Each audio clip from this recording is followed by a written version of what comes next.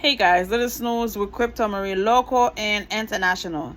Democrats rally behind Kamala Harris in bid to avert divisive party convention.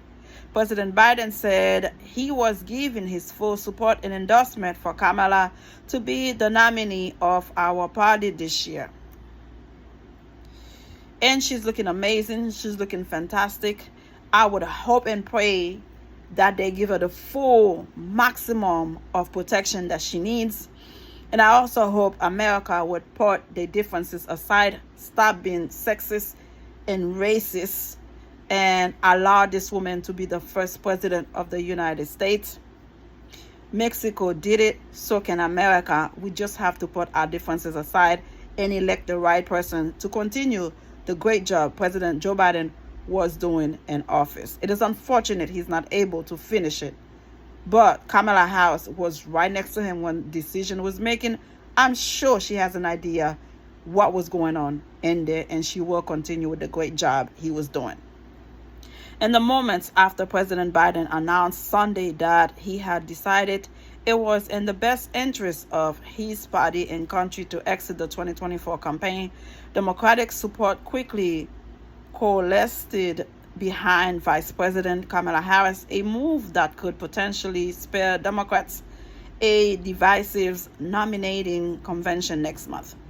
Leading the movement for Harris was Biden himself. In a statement shortly after he announced he was dropping out of the race, he threw his full support and endorsement for Kamala to be the nominee of our party this year. Last week, former House Speaker Nancy Pelosi told Democrats from her home state that she favored an open convention, Politico reported, so as to avoid accusations of a coronation for Harris. But Democratic donors who had pressured Biden to drop out of the race wasted no time in throwing their support behind Harris. The New York Times reported quickly raising millions of dollars. My phone is exploding. Gretchen Sisson, a top Democratic bondler, told the paper, lots of folks are asking where to contribute, what they can do to support the campaign, and wanting to write more.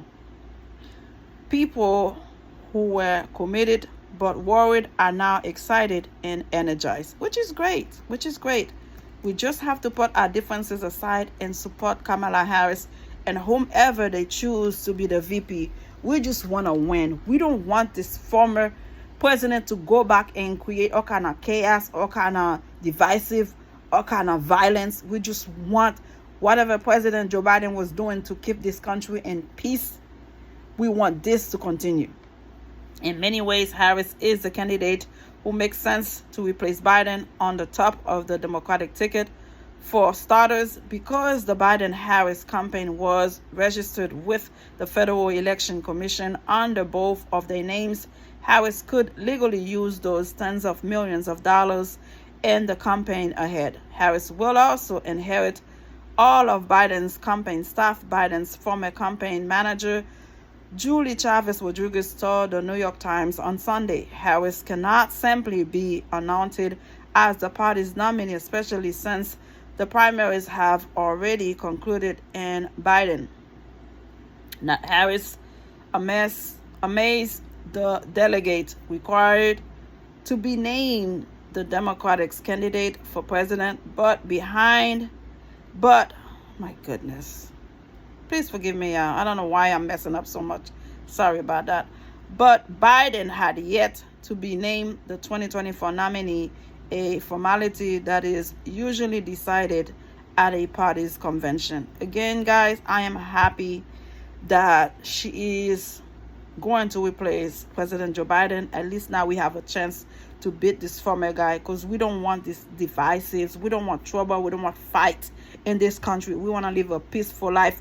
We want our kids to be able to wear a hoodie, not thinking he's a criminal because of the color of his skin, okay?